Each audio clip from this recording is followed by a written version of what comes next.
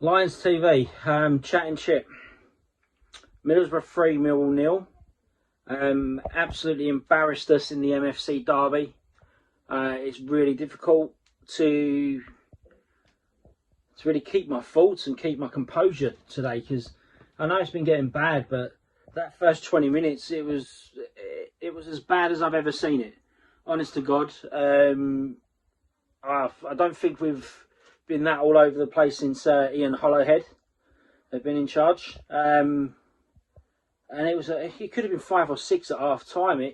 It was just so shocking. Like, organisation was just all over the place. They were moving it through midfield. They were getting out wide. The first goal was just the simplest goal you'll ever see. For them, they'll say it's a blinding goal, but for us, it's like Romeo was about 10 yards away from the guy that was the runner, like out wide, and then the second one, Malone don't get anywhere near him. The third one's just a scuff shot, and no one moves from the right. It was just absolute shambolic.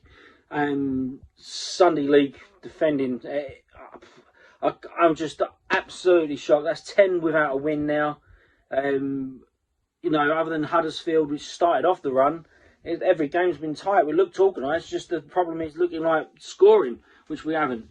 And today, I think we had our first shot in about 60 odd minutes, and Matt Smith one that went wide. My massive worry is, for whatever reason, lately, when we're looking for a goal, he always leans on Dad Bod instead of anyone else. Anyone else. Again, today, changed the formation and bring him on. I don't think he did anything. First half, Jed, Parrott and Bennett didn't touch the ball. Not anything to do with their fault. We just didn't have the ball. I would have loved to see the demographic if it was on Sky with territory, because I think I said to the old man, I think you're looking at probably 40% in our last third, and the rest of it in the middle third, because I don't think we even got in their third. I can't remember their goalkeeper having to do anything. It's a worry. We are dropping like a stone. I think team selections are questionable. Substitutions are even more questionable. I think Malone's not the player that left us, or the player that was 2 years ago for Derby, rampaging down the left and playing really well and linking up with play. Murray Wallace is a better option at the moment. You play your best teams. Surely, I think it is just so difficult to watch us right now. I think you look at Warnock. I would love to have Warnock, but I think he costs too much for us. I think it'd be perfect for us, but he's got them from relegation cannon fodder last year to now looking like they're going to have a stab at the Premier League. And he hasn't really pulled up trees and made the wholesale changes. I think he's a phenomenal manager. I did think that Rowett at the moment, right now, it's his first crisis, and he's not dealing well with it. He really is not dealing well with it. It's hard to put your finger on it. I mean, this is the same team that did so well and was on Sky and ripped apart Luton, ripped apart Preston. From there, it's just no, we can't keep the ball. And today was the first time we looked so out of shape and unorganised. It's unreal. It's toothless. It's without heart.